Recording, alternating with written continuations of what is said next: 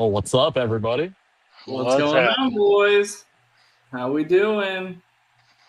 Ready for this episode, big dog? Hell yeah. Hell yeah. It's been a good week, guys. It's been a really good week. Yes, Heard you, yes, it has. you got a reptile show this weekend? Reptile show, card show. It's going to be a busy, busy weekend. Fun, man. Yeah. Yeah.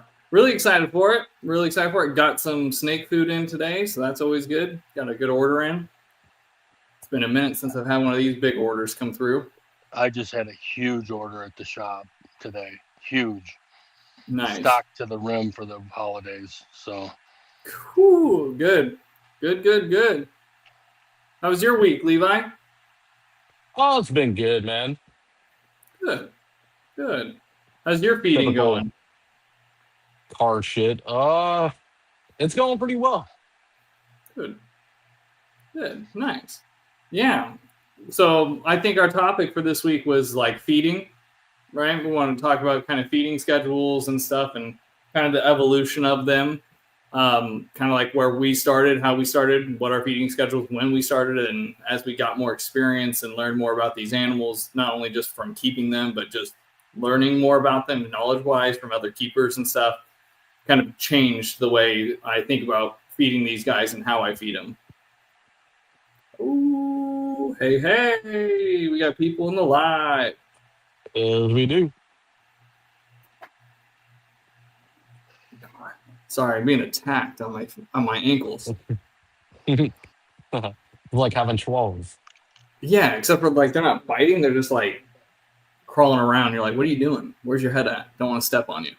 But yeah, no, it's I think it's gonna be a good episode. Maybe a little controversy. Should be nice. So Yeah. yeah. And then it would be nice. Would like Bill to tell us some of the stories. I mean, obviously we're not going to name customers or anything like that, but he hears some wild stuff for like food requests for like, hey, I got a 12.5 foot berm. Can you get me 3 small mice? It only eats mice. And it's just like, what? yeah, whenever that happens, we try to get them on the path to rats, which are more nutritious. Try to give them the best education. Typically, we can guide them in the right direction if they let us know how big around their snake is, what kind it is, and pretty much take it from there. And but some people just don't. We can see it; they just don't want to hear it. Yeah. And so we give them the food that they request, and that's no matter what we say, they come in and get the same stuff, and it's a shame, but um, that they won't, always listen to what you're trying to tell them. But that's just people. So majority of the people seem to appreciate the advice and move their snakes over to rats pretty easily. We have a lot of customers that do live that just basically say that their snakes won't they won't take the frozen thawed for whatever reason. And I don't know. I hear there's snakes like that, but we sell a lot of live rats, and everything in the shop eats frozen thawed. Every snake on the floor, so it's kind of a better route I feel to go feeding the frozen thawed. Um, you don't have any risk of your snake getting bitten by the rodent and left with a scarred snake. Besides just seeing the animal struggle can be traumatic for certain people that aren't used to it. Yeah. So, those are all things and factors that we take into consideration when trying to give advice out on feeding. Yeah. Yeah, I was gonna say like the last couple times I've been in and I hang out at your shop when I'm in town, when I have nothing else kind of going on, just like hang out in your shop, and it just seemed like everyone always wants live, and what I found odd because I don't find like feeding live very odd. I find it odd once you get to a certain size, and maybe there's controversy there on what size you determine, but I think once you get to a small rat, you should be transferring over to the frozen thawed. I think you should be Anything doing some frozen thought from the jump. I mean, obviously, but I really do think like if you have to feed a species live for whatever reason because they're finicky feeders or something like that, I do think at some point though the food prey size needs to change. Like you have to change and go to frozen thawed because it's just not worth the risk to your snake. And that's what I said. I mean, every single snake in my personal collection, every single snake on my floor, they come in, they come out, they all eat frozen thawed. And that's why some people are amazed that I can feed frozen thawed, some of the customers. I'm like, yeah, I mean, you should transfer your snake over to frozen thawed. And a lot of times they do. I've had a Do lot of they people ever success. do they ever say why, like for kind of all the different things, like why they only feed those super small meals or why they only feed live and won't go to frozen? Do they ever tell you kind of like what their thought process is or like why they don't? Yeah, typically they just weren't educated. They didn't know, and 9 times out of 10, once you correct them, they're very happy to take the advice and get on a proper feeding schedule and appropriate sized meals and hopefully a varied diet as well. So, speaking of varied diet, it's not always just rodents. It's not always just rats. Yeah. We have availability of other whole prey items that are also beneficial, such as day old quail. Those can Mm-hmm. be fed to very small retics, um, and chicks, and then you have quail at different ages. Yeah. And then, of course, rabbits. Yeah. Um, but, Yeah. I mean, it's good to have a variety as well. yeah, no, absolutely. But I definitely think like frozen thawed is just a better way to go. I think all around. I mean, obviously as a breeder keeper with of so many, it's nice like frozen thawed you can buy in bulk. You can't go buy a bulk amount of feeder or live feeders. I mean, I guess you can, but then you are keeping the rats or the mice or whatever, so it's I don't know. I feel like everyone should kind of transfer over to that frozen thawed thing as quickly as possible, if possible, and I get it, like the ball python thing being stubborn. I have two ball pythons. They eat frozen thawed. They're actually almost as aggressive as my retics, but it wasn't easy to transfer them over. You kind of have to. It feels wrong, but you almost have to kind of like wait them out. Like if they eat already, like they don't want to die. They don't want to die. They don't want to starve to death. They will eat when they are hungry. I think we're feeding them or feeding them live, and they're kind of eating out of like I think more of defense, and they're like, oh, we got this thing in our mouth and instinct, and then they eat. But I don't think they really would. If that mouse or rat could get away, I don't think they'd pursue it. So I think like with ball pythons, they probably get fed way more often than they probably should. Speaking of frozen thawed, it's interesting to hear people's ways of getting that to the thawed point. People try to use hot water. If you plan in advance, like what I do is I'll lay them out in the morning, go to work all day. When I come home at night, they're room temperature, and that's how I feed them. I don't feed them above room temperature. As soon as they're at that room temperature, that's when I feed, and I've had success and luck. Never have a problem doing that. Is that what you guys do, Levi? Do you? You're all on frozen thawed too, right? Yeah. What do you do? Do Oh, you do you day out? Do you just leave them out all day? no, I go the hot water route. Yeah. I do the hot water route. I don't have the patience to wait.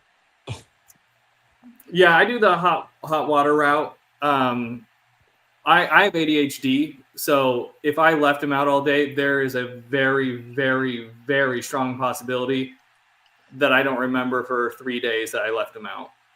So if I go and I put them in a warm tub, they're usually ready within, depending on the size, obviously, they're ready within 15 minutes to a couple hours. And then also like even after they're like thawed, even to room temperature, I'll put them in another warm bath. I just find it makes it easier for the snakes to hit them with their heat pits and stuff. They can see it. It's like it lights up like a Christmas tree, I would imagine, in their sight. So they just nail it. Do you feed them that and wet? Yeah. Oh yeah, Yeah. I feed them dripping wet, man. That's another source of hydration for them. Yeah, because I don't know. People are like me too. I'm a weirdo, and I never see my snakes drink. So at least I feel better when I'm giving them a soaking wet rat that I know they got water at least that way. Yeah. So it helps me sleep at night.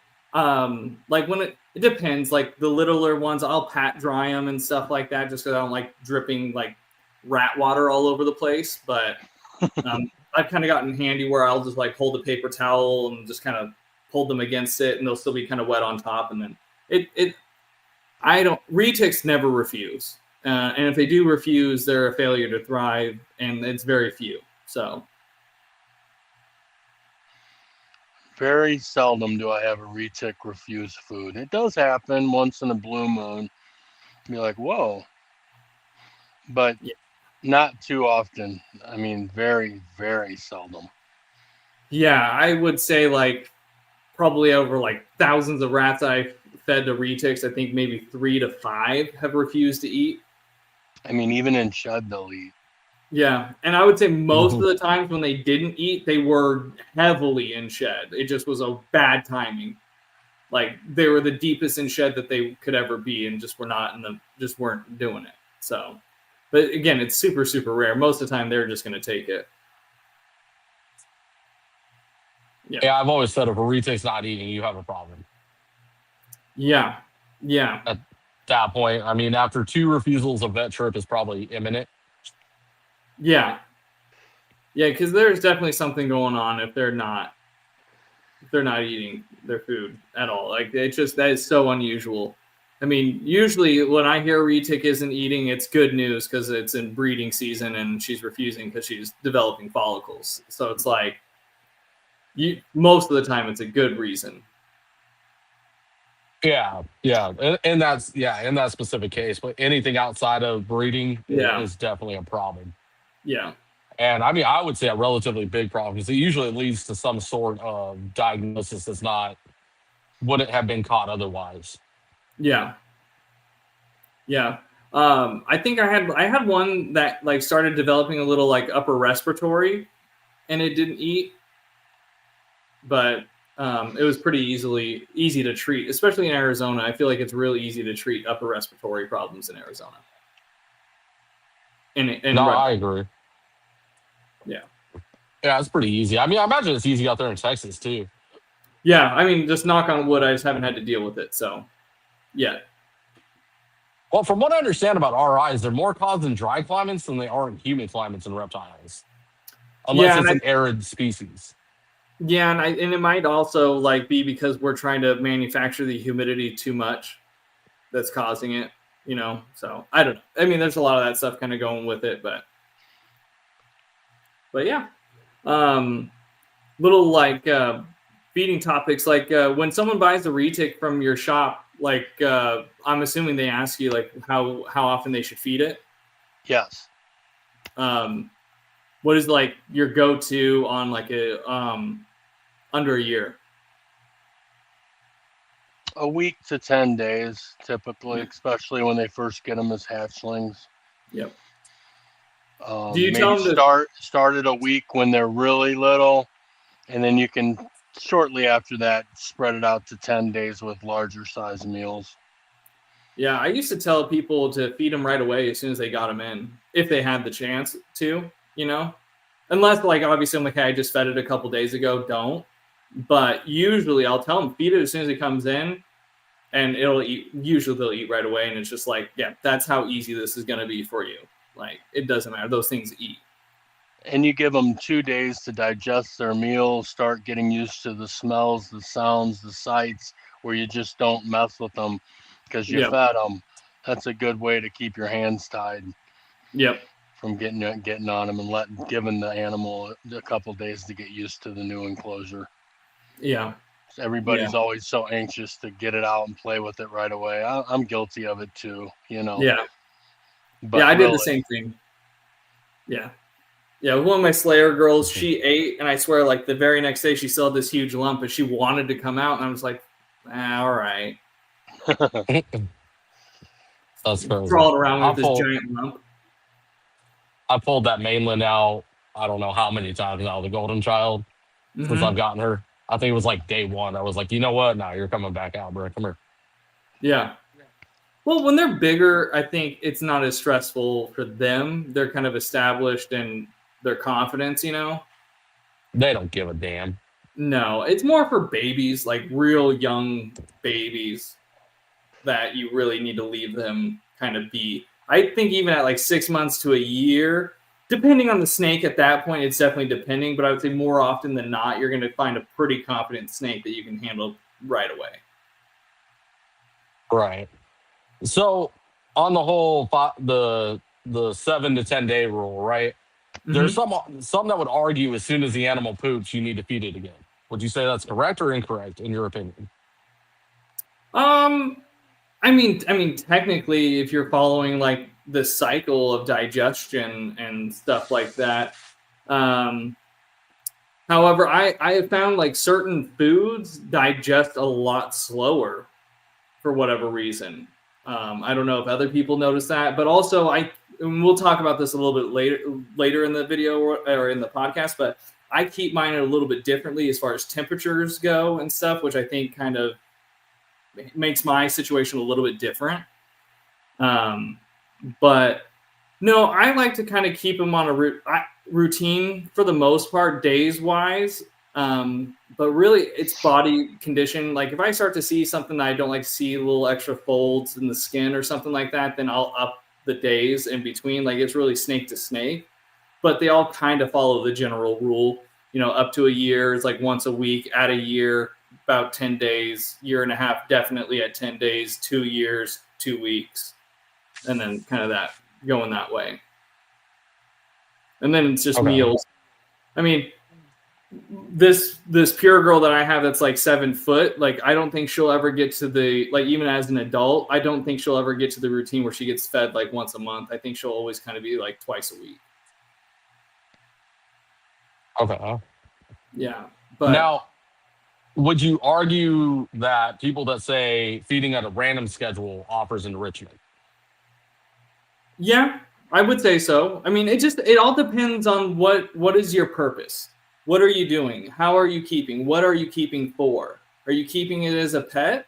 If you're keeping it as a pet, I think, yeah, feed it, you know, as often as it needs to eat. It's your pet, you know, and that's what you decide because you're spending every day with it. But if you're keeping it as a breeder, we kind of have to, when we have all of these snakes, we have to keep them in a more generalized schedule and routine for ourselves and for their well-being and for their growth rates and everything that we're trying to do as a breeder, you know. So I think it really kind of depends. It just really depends on how you're approaching your keeping. Okay. Now another enrichment thing that you see people do you hide your feeders? No. Okay. I do with my monitors. I will say that I do with my monitors. I'll hide their food, or I'll give them like most of mine are dwarf species, so even feeding them crickets is like a normal meal for them. But like I've seen people feeding like their bigger adult Asian water monitors, like large crickets, as a form of enrichment for them. You know, so yeah, I do believe in enrichment. But as far as snakes go, eating isn't an enrich, and it's not for that. I don't think, you know. I think these snakes are curious and they like to crawl, and that's the enrichment. I think feeding, they're just machines. They want to eat. You know, just give them the rat, they'll eat the rat, they'll do their deed. And guess what? They'll still go crawl around and do all that enrichment stuff that you still are trying to get them to do by hiding the food. Okay. That's just my personal opinion. I mean, I bring that up because I do it occasionally where I'll hide a rat and make them look for it. And it's kind of entertaining when you do it because, like, you put the smell in there and, like, obviously you let them know it's in there. But, you know, now it's hide and seek. Yeah. Now, do you do that, or did you start doing that more, like, with your colubrids? I was actually doing it more with the retics than the colubrids because the colubrids, really? I mean, it's just I put a rat wherever, and I mean, it's hide and go seek automatic. But with the retics, I went out of my way to try it. Yeah. No, I mean, I'm sure they'll do it and everything like that, but also, breeder mentality. It's just like everything is time for me. If I'm coming in there to do the job, I want the job to be done. I want to know that they ate so I can go sleep at night. It's just kind of my mentality and personality. But I think if I was keeping it just as pets and I only had a couple, I would probably do all sorts of crazy shit. I might even let them out in the room, like hide the food in the room somewhere and make them go find it. Definitely. Again, that's just not my purpose. That's fair. Okay. Yeah. What about you, Bill? Do you hide your food? No, I just put it on a tong and let them hit it. The retics hit it immediately. Smell it, Yeah. hit. Smell it, hit. Smell it, hit. I just walk them right down. They're the quickest things to feed. Yeah. Like I said, there is, once in a while, one of my snakes will refuse a meal in 1 week. It's not even monthly, man. It's so uncommon. But then they'll go right back to eating. It's just weird. And once in a while, I will see that. Yeah. I think again, different species. I know this is a retic show, but like if I had dry mark on of some sort, I would probably do that a lot more just because that species is so weird like that and so investigative and kind of cobra-y in that sense. Yeah. I think again, it would depend on the species, but I just find these retics, they're just eating machines and they are just they want to do more with not food minded. Like when they're in their chill mode and investigation and curious mode, I mean that's why we love retics. That's why I fell in love with them. Just they're crawling around my room right now. Every night, but definitely every time I have the pod, I open up most of the cages and let them just free roam whenever they want. The big girl last night, she free roamed for like a couple hours and then went back into her own, put herself back into bed. It was awesome. Mine do that too. They'll Yeah. go right back in their own enclosures, and they'll visit each other's enclosures if I Yeah. keep them open. Yeah. Only one male, but the girls. Yeah. Well, right now I don't have any males at my house, so everyone can come out. Yeah, that's cool. Yeah.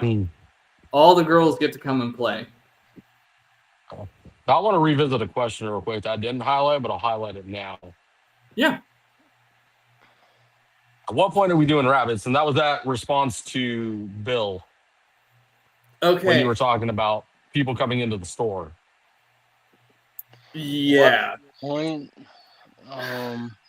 So rabbits about 9 foot, 8-9 foot.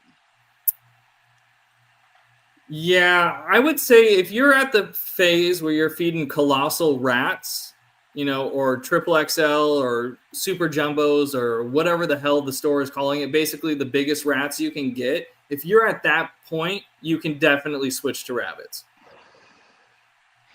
And you can use even if you're at double XL, you can get a half-pound rabbit. Yeah, we have them. You can get a half pound, or you can get like a 1 pound or 2 pound baby pig too, if you wanted, like a fetal for pig. variety. Yeah, absolutely. But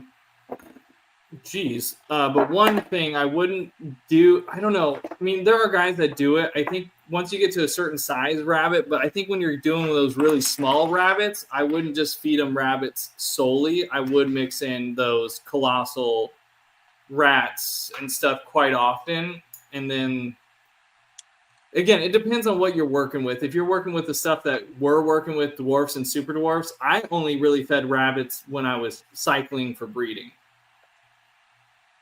So all of my feeding throughout the year was all rats. To get them maintenance size, get them up to size, to get the fat on them, to get them everything was all rats.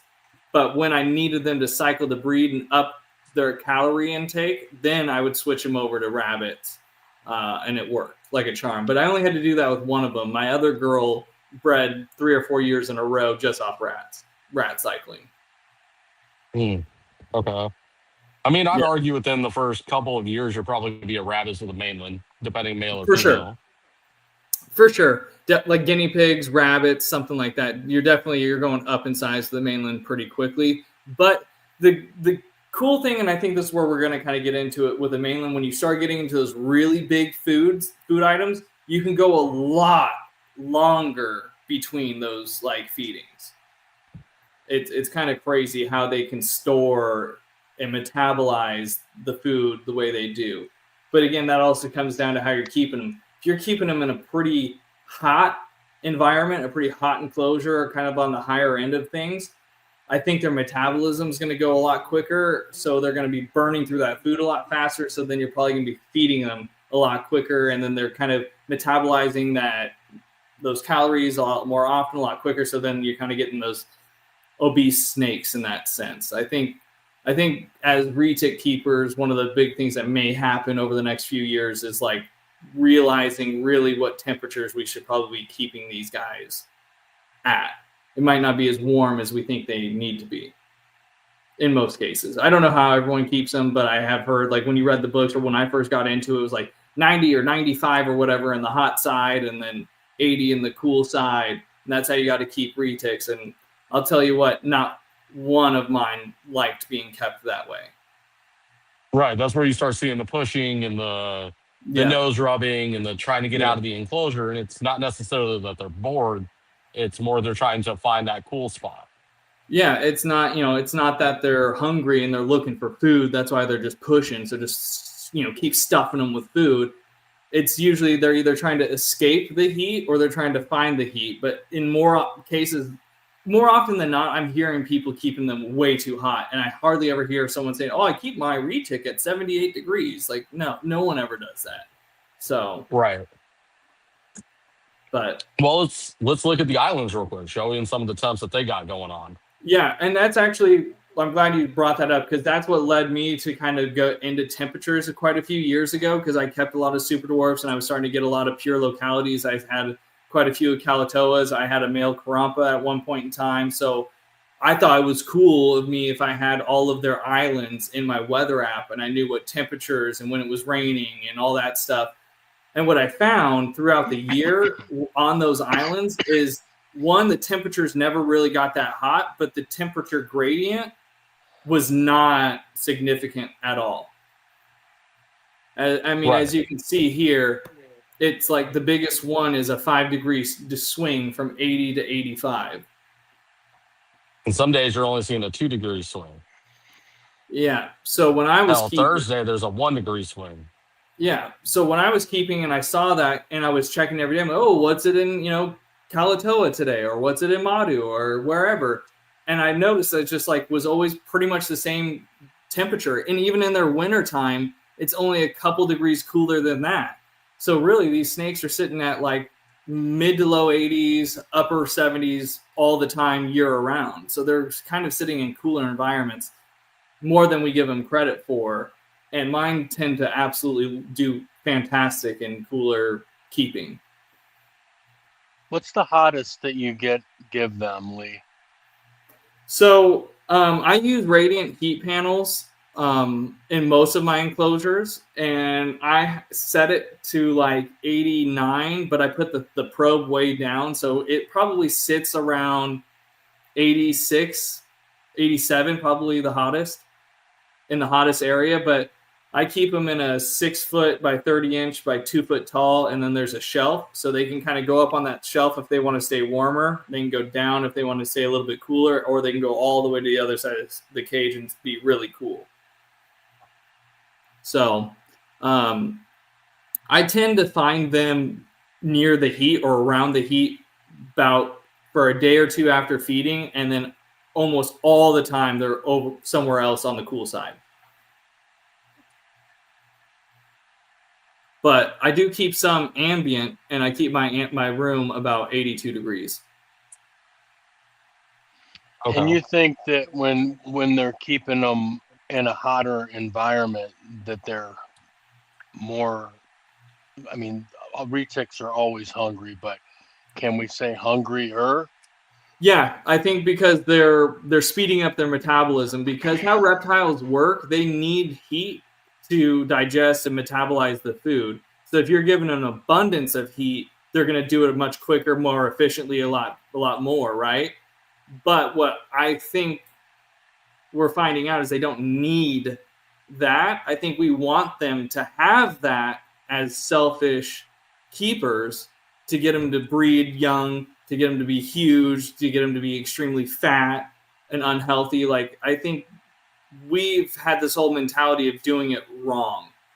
And we've been telling people, or at least I was told, to keep them wrong, by a book or by some of the old guard or by some big box breeder, that's their purpose, is to breed the snake at 2.5 years old, and be completely obese and not look healthy, and probably only live 10 years or 12 years if they're lucky. So I think it just all depends on what you're trying to do and how you feel about these things. But I like to bring up something that's kind of funny.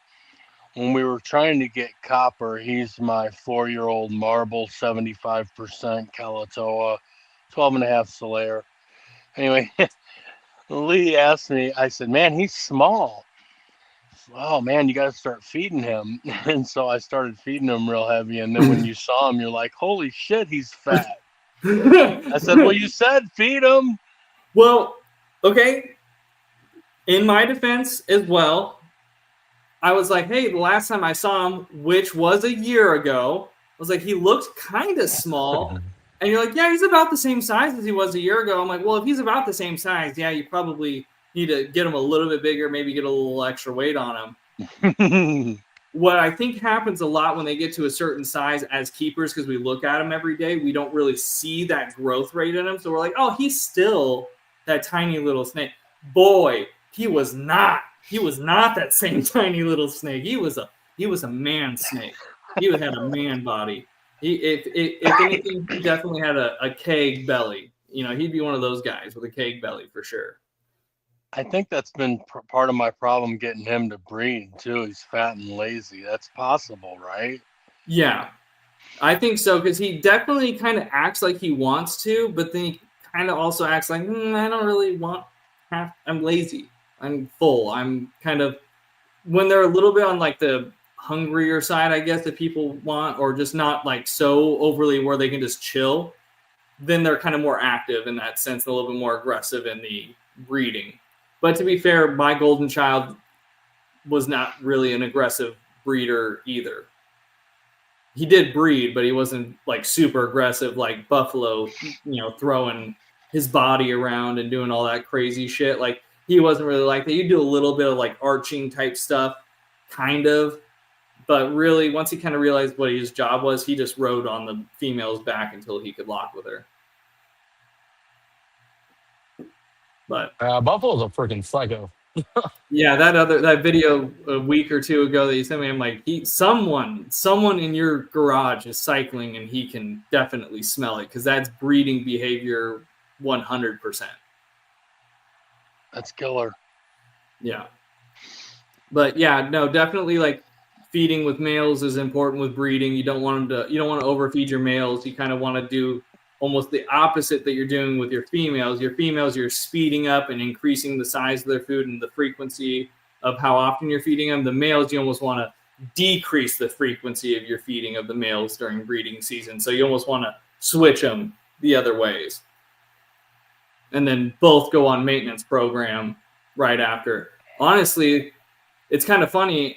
Once they get gravid and they stop eating and then they lay, they kind of go back on breeding schedule where you feed them, but you feed them smaller. So you go, like, if they're eating rabbits, you kind of go like a large rat for their first meal. Then you go like an extra large rat the next week. Then the third week you give them a real meal, and then you wait for the couple weeks or 3 weeks or whatever at that point. Dude, maybe I won't have snakes out next time. She is just all over the place. You hear us talking about food, bro. She's like, where's it at? Yeah. Well, she also knows I got the shipment in today, so she's like, where's it at? Want my food, and I want it now. Now. Yeah, for sure. But I modeled my whole feeding schedule off of Lee as I started to increase the amount of snakes I had. I found that just having a generalized 10-day rule, I was feeding them every 10 days. I knew some of my hatchlings, maybe I needed to feed 7. I'd stretch it, get them a bigger meal. Some of my other ones I knew should go a little longer, and maybe they would have a more appropriate sized meal. But then we got away from all that when I had discussions with you, Lee, about getting them on a schedule. Now my smaller snakes get fed every 10 days, but the size of their meal is not really the size of their body. It's maybe twice that size. It's bigger than you would expect. It gives a substantial lump in their body, but they can handle it. And that way I don't have to feed them every 7 days. I'm feeding them every 10 days. So in my calendar, that pops up which snakes get fed and then my counts. So it's very easy. I need 4 pups, 2 smalls, whatnot. And then that goes for the 14-day schedule. I have some snakes on a 14-day schedule that are around my 1 to 2 year olds. They get fed every 14 days, more of a maintenance type meal. And then I have my big snakes on once a month, except for the breeders. Yeah. But I Yeah. have them all in my Apple calendar, and it's so nice because it pops up the day before. I know what I have to thaw out that night. I have my counts already. I know what snakes eat.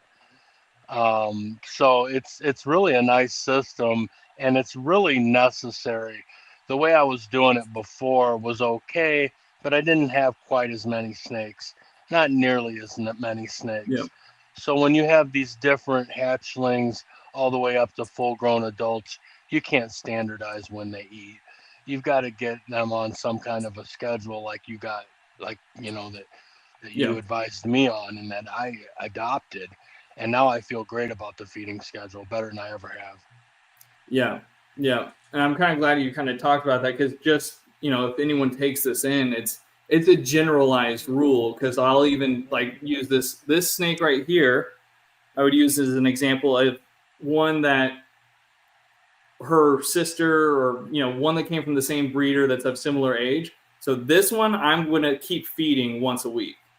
The other one, you can just tell by the body condition, that one can go to every 10 days.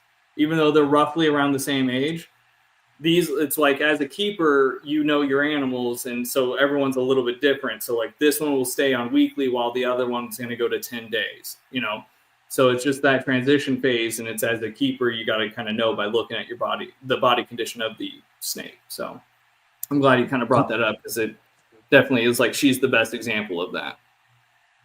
Yeah, I feel like people forget that too, that the snakes are different. Like a retic is a retic, but each retic's going to have its individual characteristics. One's going to Yeah. have a faster metabolism, one's going to have a slower. That it doesn't always come down to the temperatures or the size of the enclosure or in and out. Just that snake was made this way. Much like Yeah. humans, they're all different. So that's where that emphasizes what you were saying, like get to know each animal. Yeah. And it's almost critical, because if I fed, let's say, Jez and Buffalo the same way, I think Buffalo has a faster metabolism. Yes, he's a male, but holding retic to retic, Jez digests way slower, significantly slower. I would say slower than most females do, even with good temperature. She But takes her she's time. super dwarf. She's super dwarf and he's mainland, though. You think Yeah. that has any bearing? Mm-hmm. Yeah, I think it does. I think the size, like the yolk and there's a lot of stuff that happens in the egg for like mainlands, that they get set up on a faster opportunity for growth than like a super dwarf will. But if you think about it, they kind of have to be set up for slower growth and metabolism for their environment. So it's just kind of like just how it works. They come out of much smaller eggs. They're significantly smaller as hatchlings than mainlands. I mean, I saw someone that pulled out some pure Sulawesi's, which is basic. It's just a locality of a mainland, and they were already eating small rats out of the egg. So you tell me, do you think that one is going to be bigger than the one that's eating maybe a rat pinky out of the egg? Absolutely. Yeah. So I mean, there's some of that stuff that I think there's that niche controversy stuff in the industry that just kind of needs to get a little squashed or whatever. But But yeah, I think like that one I just showed, like she's converting all of her meals to length. Like she's a lot longer than the other one, even though she's got more dwarf blood. Make that make sense. But she's definitely like converting her food to length, while the other one's converting it to girth, and she's less, dwarf blood, or at least locality percentage in there. Right. Here, let's do a quick comparison. So we'll do the island of Kayawati. Look at that crazy 83. temperature difference of a degree. Oh, there's a Right. wild 3-degree change there. And then let's go to the mainland of Indonesia. A little Way bit different. drastic, right? Yeah. I mean, not. I would say drastic in comparison, but way different, right? Well, I would say significantly. You were looking at what the biggest one we looked at with the islands was 5 degrees. Do you pull that thing up? There was 40-degree switch, 49-degree. No, am I reading it wrong? Where's the cools? 78. Okay, 78, 90. So 11-degree change. 11-degree, 10-degree, a little bit bigger there. It's interesting. We lost Bill. We lost Bill. But you know what's funny is I guarantee some sort of weather app like that, though, where it says 90 degrees, like that's where I wrote it in the book, like, oh, you got to keep them at 90 degrees. Like, keep them at 90 degrees in a box, like, because that's kind of how it is in the wild. Like, that's where Dave Kaufman does really good, like, work with his videos when he goes on location and he shoots temperature guns and humidity, like, actually where he finds the animals at, like up in a tree or in the shade or in the cave. And it's way different. That's kind of what I'm getting at, too. Right. And as a herper, I'm going to argue with that because you don't go out in the wild and find them in these 90 to 100-degree temperatures. You just don't. You don't. You'll find them cryptic basking, but that's in the shade. The shade's 85 as compared to 90. And then if it gets anything above, I would say 90 degrees, you're going to wait until the sun goes down for it to drop down for them to start moving again. They don't move around in these high temperatures. No. It's just not a thing. And they're not completely dumb either. So it's like when those temperatures get up above 90 or whatever, they go and hide during the day. They come out right as the sun goes down, and they go sit on one of those rocks that's just been baking all day that has radiant heat for the next 5-6 hours. I mean, we see it all the time as a former Arizonan, and you guys that live in Arizona, it's not uncommon to go drive one of those back roads with your brights on and find rattlesnakes and shit all over the road trying to get warm. So yeah, especially as we're hitting, like, right last month was a good example of that, where they're coming out and using the asphalt to warm up before they go in for the night. Yeah. Store up that energy and, have the energy for the next morning to go out, prowl around, hunt, move around, whatever they're going to do. Yeah. So yeah, I'd argue that 90 degrees is not smart. No, I think the temperatures are a little bit too warm for some of them. I mean, but also like the guys that want to have the 18-foot snakes, like I have nothing against you. Like go for it. Do it.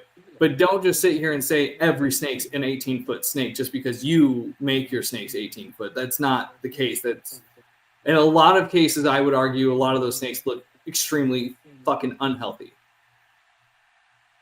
Or they get left in their enclosure till they're faceless, but whatever. Yeah, I mean, there's so many of those guys, and some of them I highly, highly, highly respect, but then I look at their animals, I'm like, that doesn't look like a good animal to me.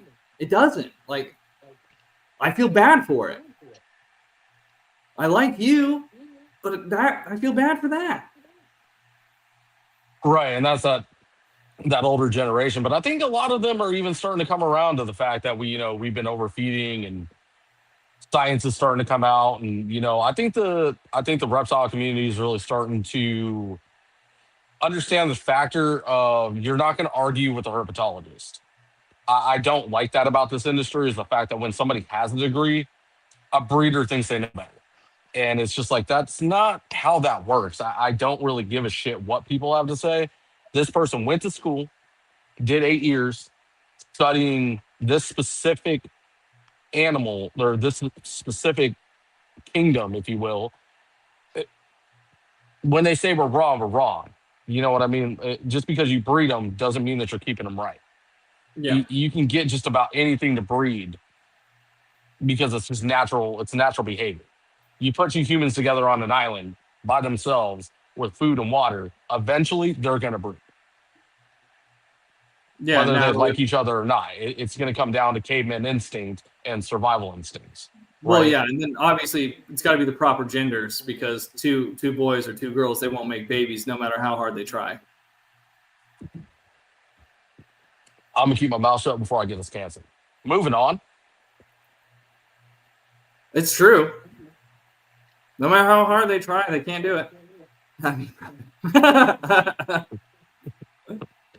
Um, Yeah. Now I totally like this is a weird topic, food and like how do you feed and stuff like that. I just think that know your animal, figure out what your purpose is, how you're trying to keep them. I'm not saying nothing in what I'm going to say because I know this might try to get spun. I'm not trying to tell people to starve their animals either. Definitely don't do that. Don't underfeed your animals by any means, but definitely don't overfeed them either. Don't feed them more than they need. That's all I'm trying to say. right, and a lot of that just comes down to again watching that body mass and understanding the animals that you're working with because it's crazy coming from colubrids into retics. We're on the opposite side of reticulated pythons right now, where there's studies coming out that we're underfeeding our colubrids. And it has absolutely nothing to do with underfeeding or overfeeding and the hot topic that has become in the industry. It's just the fact that we know more about the fucking animals now. Yeah. We have more science to prove that these guys have a higher metabolism, that their metabolism works different. And you can't just clump a gopher snake in with the ball pythons, or you can't clump a gopher in with the reticulated pythons and match that schedule. I mean, me being a different keeper than I think you and Bill, I know you have a colubrid, right? Me? Yeah.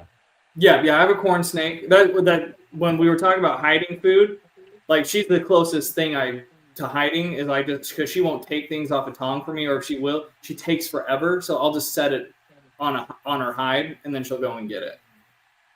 So, do you feed your corn snake in cycle with your reticulated pythons? Yeah. So, like when you feed them, you feed your corn snake. You're gonna probably get upset. I feed her like a retic. No, because the studies that are coming out prove that you're right. You're not wrong. You're actually probably feeding your corn snake the right way as compared to like the ball python schedule. You can't match them to a ball python. You're going to be underfeeding them at that point. You should be feeding colubrids. I don't remember the exact science of it, but no, you can't even match them up to it. Man, see, that's fucking hard because you can't really match them to a retic either. They may need to eat more. Well, what I mean by a different prey is type, but more. I feed her like a retic. I feed her a giant meal.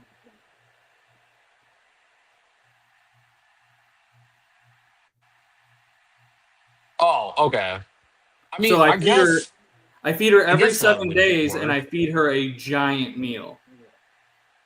I guess that would work because, like, literally every time I give her a small rat and I look at her, I'm like, how do you eat this? But she does every week. I have no idea. I never sit there and watch her do it, but damn. These two are just going ham in the fucking comments. I mean, I would actually advise you to maybe not do that. Yeah, do you want to? I'll pull her out. Do you want to see how big she is? Yeah. She's literally as big as those retics I just had out, like size, like roundness wise, maybe a little bit bigger. She's not very big. Yeah, pull her out real quick. I want to see.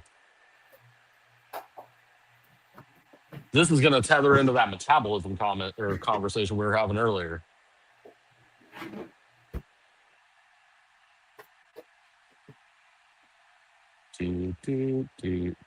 How are the birds doing, Levi? They're good. The runt, unfortunately, did not make it, which, I mean, was to be expected. Failure to thrive. He was kind of dumb. He's getting Yeah, I picked don't like on cameras here. because it's hard to tell. Well, here, my finger. Your corn snake's a healthy weight. Yeah, but I mean, look at her, the Yeah. width of my finger, right? That's my pointer Yeah. finger. She's about the but width of my she's- pointer finger, and I feed her small rats.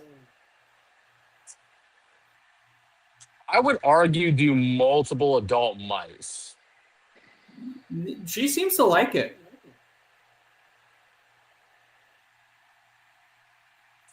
Maybe instead It's of a a lot. large, two smalls. Dude, it's so wild. Her head is so tiny. I don't know how she does it.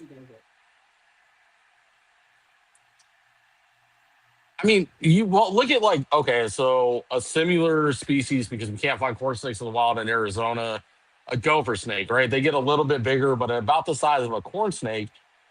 I've seen it firsthand where these damn things are running around with a rabbit in their stomach, dude. Like, Yeah. beyond me. Even an adult, an 8 size, like my Sonoran, or not my Sonoran, my Christmas Mountain, dude. I could feed it a rabbit if I really wanted to, a 1 pound rabbit, and it would take it down. It was just how they are. Yeah. But the argument is in colubras that were on the opposite spectrum, where we're underfeeding. Well, And in retics and most pythons, people are going to argue that you're overfeeding.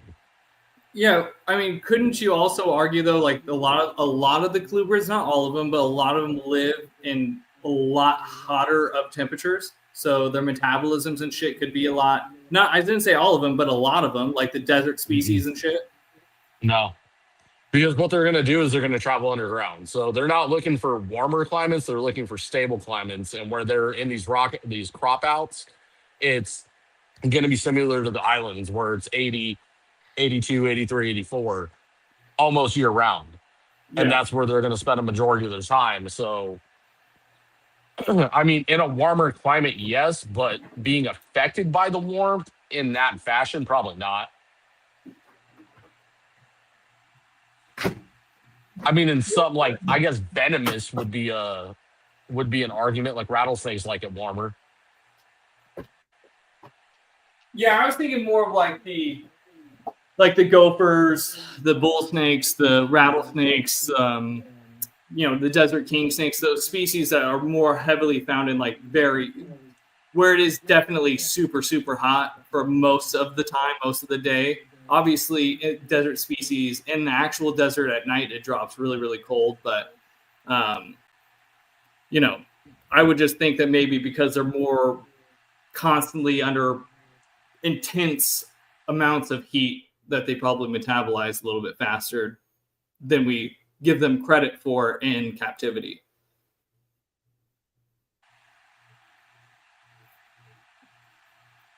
All was that is it cutting out for you guys? No. Okay. Just you. Stupid tablet.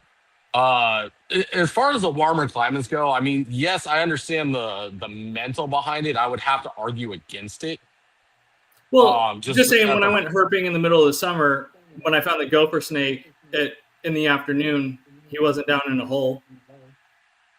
What temperature was it outside? 117.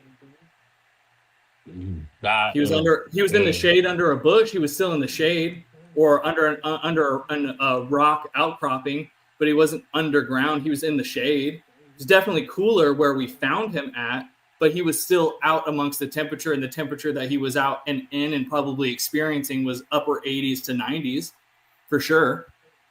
I would argue that gopher snake got stuck. So he's probably out venturing around before he realized. Because, I mean, in all the experiences that I've had, they're usually found between 75 to 80. 80 being like the warmest. And yeah, you're going to have your freaking weirdos like that guy. I mean, maybe that's the snake that likes it warm, right? He's the individual that's out. Or maybe we caught it at the time that it wanted to get warm. Yeah, like my wife. Which then again, it's like, warm. How often are they doing that then? From my personal herping experience, not that often, man. Like I've gone out. but it's not like we have a camera on that specific snake watching it all day, every day, seeing exactly what it does. We just go based off our anecdotal evidence of just going out and not seeing it that day. You know what I mean? I'm gonna side with Kelly on this one. This is just one. And Rattlesnake Solutions actually does have trail cams they use for these studies, where you don't see them out over 80 per se. I mean, some very rarely you'll see out, but I don't know. I would say that stability is more what they're after. 80 to 85, just like the snakes on the island. I imagine in Indo, when you go out, it's 93. They're super high, right? Yeah, I I'm just would saying. argue you're not gonna find a I'm just mainland saying, moving around. midsummer, especially in like urban environments and stuff where there isn't a lot of options for them to go underground, and they're sitting like under people's AC units and stuff like that. Like they're dealing with hotter temperatures than even 80s. They're dealing with 90s and 95 for sure. Yeah, And and they can survive it. Yeah, they can survive it. And at that time, yeah, they're gonna have a higher fucking metabolism. And that's what I'm And saying is maybe like those particular times their metabolism speeds up or whatever it is. Because colubrids definitely speed up their metabolism and definitely slow it down. They have to. yeah. I mean, to an extent, right? Well, I they mean, have even to. Winter, they have to slow down their metabolism because they're not out there eating nearly as much. They have to slow it down. And it automatically does because it's cooler. I mean, that's why crocodiles and turtles and all sorts of shit can go forever without eating. Because their especially during winter times and shit like that, because their metabolism completely like goes to a halt. yeah, they slow their heart rate, like their entire body comes to a halt. Yeah. Yeah, it's definitely all of them do that. I think we all do. Just take Well, Adderall. not slow down. You want it to speed I up. wish I could speed mine up. Yeah. Yeah, just take Adderall. You'll be fine. Yeah, Lee, let me get right on that. She said, no, wait.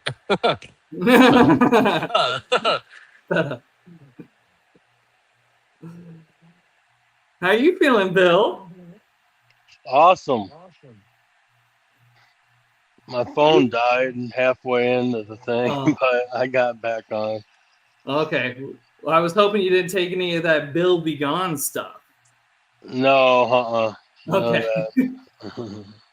Because sometimes I look down, I'm like, is this camera frozen or is he just chilling? And then I'll see him blink and I'm like, he's just chilling. Oh, yeah. I'm here. I'm into it. No, I love it. But yeah, no, I think it's like the feeding thing, the temperature thing is all can be a little controversial. But I think if you're taking anything out of this, if you are a keeper and you're keeping just to have them as pets and you only have a few of them, you don't have to stick to any general timelines. Watch your snake, feed it what's best for that snake. If you do find though that's every 10 days or every 14 days and it seems to be pretty healthy and it's easy for you, I would say that's fine. Okay, one quick controversial subject. We're not going to deep dive this because we might get canceled over this. Failure thrive. When they don't eat as babies, just let them go. I said what I said. If you gotta force feed a snake, let it go. I'm there. I just had that ball python. I don't care about your morph. That ball python, that double visual axanthic, I'm pretty sure, or at least what I thought was double visual, it died. Failure to thrive. You think it was a Partho. I don't think any Parthos in the world do well, so that's fair. Well, salute to you for letting it go and not force feeding it and forcing it to live. I still force fed it, and guess what? It still died. That's crazy. Their failure to thrive. I think it wasn't even drinking water. No matter how much it was offered, I never saw the thing do its tongue flicking. It never did anything normal, and which is kind of funny. The last two failure to thrives that I've had to deal with, neither one of them did tongue flicking ever. Okay.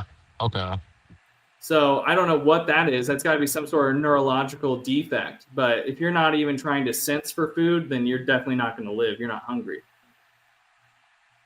No, I agree. And then one more hot topic that I'll end my portion on if your mainland is in an 8x2x2, I'm not going to argue the size of the enclosure. It is what it is. I'm not going to get into that hot subject, but I'm going to say, watch the amount of food you're feeding that damn snake. It's not moving around enough. Yeah. I will die on that fucking hill all day, every day. If you do not have a giant enclosure, stop feeding like a traditional mainland. Yeah. That is a huge reason they're overweight. Yeah. I'm of the opinion if you have a mainland and you have it in an 8x2, 8 2x2, treat that 8 2x2 like a kennel. Absolutely. That's my honest opinion. That's best for the snake. You'll get more enjoyment out of that animal if you treat it that way and you let it live that way. It'll be healthier. But I like watching Bill's keeping method. That's definitely not. I mean, not a lot of situations I'd have that opportunity, but a lot of times I just wouldn't let my snakes out. But watching the way that Bill keeps, like, that has become a part of my keeping method, especially maybe not when I'm breeding them, but when they're growing up or when they're not in breeding season. It's definitely now a part of my thing is letting them out and crawl around all over, for sure. Like that exercise for them, even though their cages are set up for exercise with the shelf and all that, this exercise, the shit that they do is awesome. It's super good for them. Agreed, 100%. I mean, I keep in the garage, so I can't really let them free roam, but I build their enclosures to the teeth. You know? Yeah, that's what. Before I moved to Texas, mine were kept in the garage, and I couldn't do that for the same reason. The one time I did, she knocked over a glass vase and shattered glass. It was just, it's a nightmare. So now I'm in a room where there isn't too much shit that they can knock over. So go have at it. Agreed. Bill, you got any closing statements, good sir? Only thing I'll say is that we didn't touch really a whole lot on the varied. I know we discussed it a little bit, but to vary the prey is the only final point I'll say. Is feed your snake, any snake you have, a varied diet. That be rats, and if they're large enough to eat a rabbit, as well as birds. You can get quail at various sizes. You can get chicks. So there is a way. Small pigs. There are ways to feed your snake a varied diet, and we carry most of that stuff. Not the pigs yet, but who knows? Now we may. But yeah, that'd be my closing statement on feeding. Is just touching on the varied diet aspect. Yeah. And if I could get one more closing one, for most keepers, not all of them, because there are some of us out there that do feed pretty big stuff, but some of you that are kind of on that nervous thing, or you're feeding your snake and it barely has a lump or whatever, like go get a prey item that you think you look at it and you're like, that's kind of, I think that might be too big. Get one more step up from that and then feed that to your snake. Watch it eat that, and then you'll understand, like, oh, these things can eat way bigger meals than I think they can eat. And we still all fall victim to that too, where we're just I like, do too. That's, yeah. I just went through it with Jez. I called Levi on one of those ones I just had out. I'm like, hey, I've been feeding this thing fuzzies. It seems like the lump goes away pretty quickly, or there's not much of a lump. He's like, you got to be feeding that thing wings. And I should be that guy being like, you should be feeding that thing largest. But no, it's like, we all do it. We all come prey to, because we go, oh, I couldn't eat that if I was that size, but we're not a snake and our jaws don't expand and all that stuff. So I would say just, you think it's big, go bigger. Go one step bigger than that, and that's what your snake should be eating. That's part of the reason why some of my breeders aren't as big as they should be, or they could have been at this point in their life.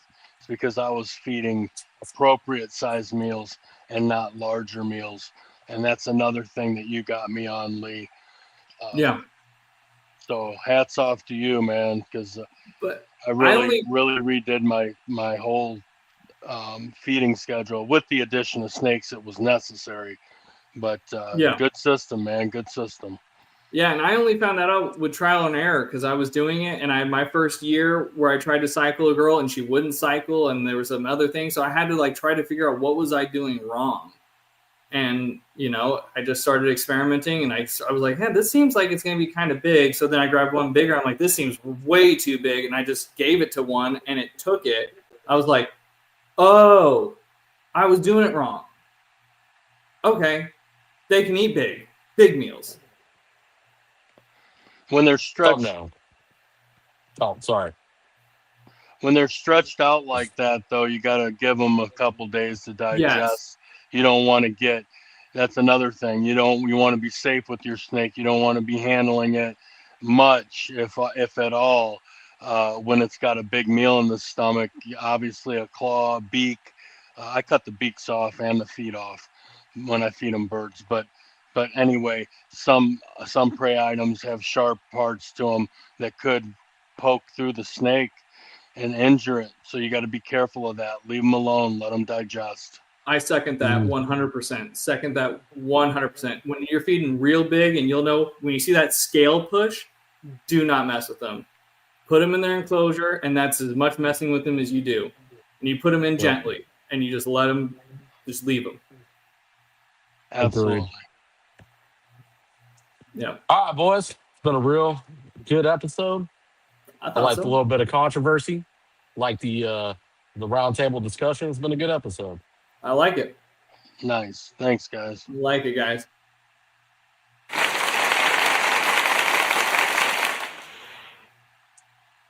On that note, we out. I'm gonna run this outro. It's been a while. Bear with me. Eventually, Ready? it's going to go. Eventually, we're gone. And now.